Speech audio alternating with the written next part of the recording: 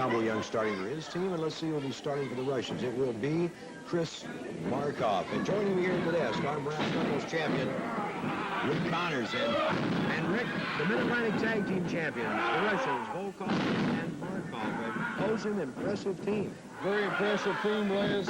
Very impressive. They're international tag team champions. They wrestle all over the world. Big, strong, rather quick guys. Tagging in right away, keeping the first man going. And, of course, this combination has met some of the best in the country. Right now, their manager, Lord Alfred Hayes, is having his disagreements, though, with one Johnny Weaver. Although Hayes is not wrestling, Weaver is trying to coax him into that squared circle. That's true. It seems like Hayes is a little bit reluctant to get in there, too. But he does have a fine tag team in here in the Russians, for sure. Chris Markoff now with the armbar on Young, and Markoff, a seasoned veteran of many wrestling campaigns, tags Volkov. Nikolaev's in the kick to the midsection. And these men have the size, so they have the power, Rick, and they go out there, they press, take that advantage, as we've watched here, and hang right onto it. That's right. Like the teamwork is real good. They're tagging in and out a lot. They're running down this Cowboy Young quite a bit, and that's the sign of a good team. There's a lot of tagging, a lot of teamwork, And a knee by Markoff stops Young. Slowly running, they've got our tag now. And Jackie Logan goes to work on Chris Markoff. Pushes Markoff in. Drop kick. And another drop kick sends Markoff to the canvas. Jack Lincoln's really going good now. He's fired up. Markoff backing off, but moving right in. A ploy, just a decoy, legging it within kicking range. And Alfred Hayes being very quiet. Very vicious throw there, very vicious throw. Volkov, a big, imposing man, applies the armbar to Jackie Lakin. And tag again to Chris Markoff. That's what we're talking about, Lynn, the teamwork. The teamwork is so very important in this type of wrestling here. And I'm sure Hayes has spent a lot of time with these guys, and their teamwork is just phenomenal. Rick, you know, one thing I've noticed here, a lot of managers keep up a constant chatter outside that ring. But Hayes has had nothing to say as yet. Well, so apparently his... Well, Les, he really hasn't had to, because the team, they've been very dominant, and they've been on top of these guys pretty good, you know. So he really hasn't had to do a lot of raving and ranting or anything, or really encourage him. Another thought along those lines, from my point of view, Rick, may be that he has him so well-versed and so well-schooled in that dressing room that he doesn't see a lot of need to give verbal signals out here in the studio. That's true, Les. I think it's probably right. They're very well trained, and he's there with one hand. Very impressive. Very impressive. Volkov, I believe, is the bigger of the two, and he looks like he might be in better shape. I don't know.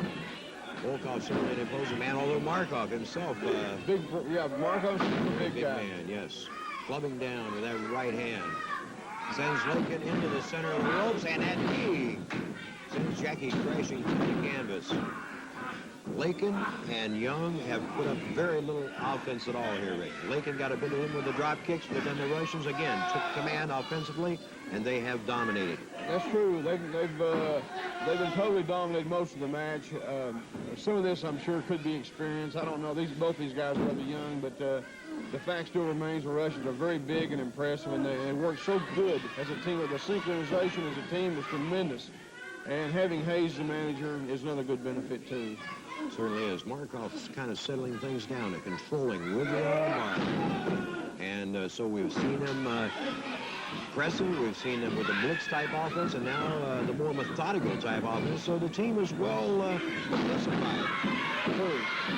We're giving Lakin the once-over right here now. They're really giving him a hard time. Into that turnbuckle. Jackie Lakin needs to make the tag now. And here's he's going to have to. If he's going to get pinned, there's no doubt about it. They're working on him real strong right now. Markoff shoots Lakin in, catches him with that knee. Lakin fires back. Lakin now taking over offensively, makes the tag. Cowboy Young blasting away at Chris Markoff. And Young has mounted the best offense thus far. And there's the knee. Big knee that caught him, laid him down. The mistake of inexperience, Rick, charging in there. Volkov now hooks the arm, takes his man down. And I'm thoroughly impressed. Markov and Volkov keeping the fresh man, keeping the tag going. And Alfred Hayes, a picture of serenity. The man seems to realize everything's under control. No need for him to... No need to, Les. That's what we were talking about before. He really hadn't had to do any encouraging or any coaching at all because they've had complete domination of the match. It's been demonstrated right now. Exactly, and Markov now with the pressure. Reverse chin lock, clamping down on Cowboy Young.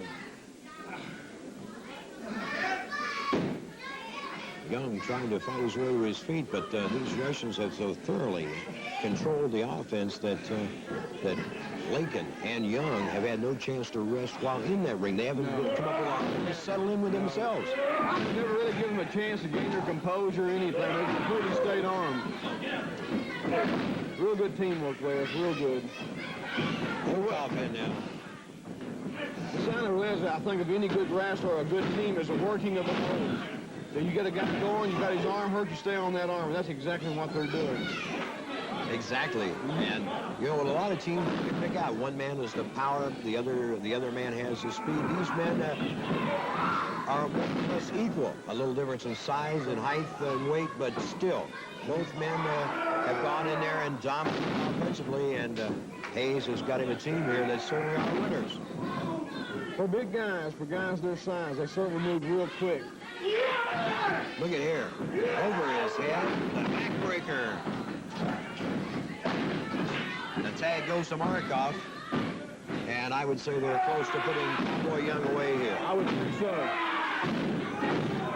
Two well-placed knees by Chris Markov. And the body press. Your winners, the backbreaker, a series of knee drops, a body press. The Russians, Markov. Introducing in the corner to my left, weighing in at 223 pounds, Osage County, Oklahoma, Roy Welch. His opponent, 228, Manchester, England, the world's junior heavyweight champion, Les Thornton. There you see the NWA World Junior Heavyweight Champion, Les Thornton, taking on Roy Welch. Welch from Oklahoma, and should be considered as one of the top contenders for that NWA World Junior Heavyweight title or the United States Junior Heavyweight title. What a background in the career of Roy Welch. Comes from a great family of wrestlers, one of the most prominent families in professional wrestling, the Welch family. Roy's father wrestled, his grandfather wrestled, and at that weight, Roy is, what, 220 pounds? 223. 223 should be considered a top contender for either one of those titles we just mentioned. Right now, Thornton, good reversal, back into a hammerlock. Welch controlling over on the ropes, and Larry Brock calls for the break. We might want to point out also, Charlie, that Roy Welch has been in a very intensive training program. Good fireman carry by Thornton, floats to a lateral press, only a count of one. Welch sits out of his hammerlock. As you can see, Roy Welch is showing against the junior heavyweight champion of the world, the man of 1,000 holds, Les Thornton. That training program is paying off quite a bit.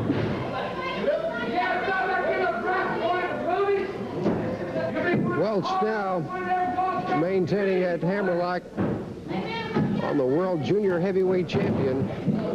And what a match we had here on television last week, Rick, with Tony Charles upsetting the world junior heavyweight champion on television.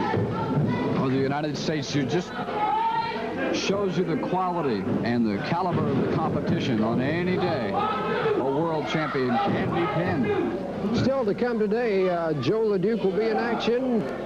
Former Freebird Terry Gordy will be with us, and an interesting personality profile. So a lot coming up today on Southeastern Championship Wrestling, and looking forward in the weeks to come to stars like the NWA World Heavyweight Champion Ric Flair.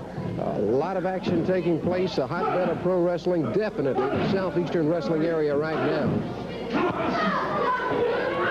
Les Thornton continually working on Roy Welch, has both arms barred behind his head, using strictly legal forearm blows to break down the bridge as Welch tries to evade the pinfall. Referee Larry Brock watching very, very closely. Welch up again to the bridge.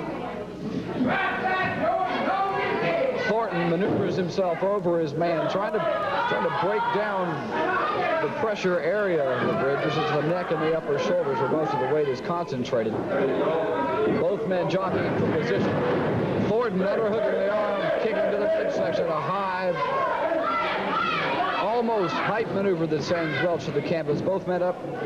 A test of strength between Roy Welch and the world's junior heavyweight champion. Welch powers Thornton into the ropes. A monkey flip follows with an arm drag.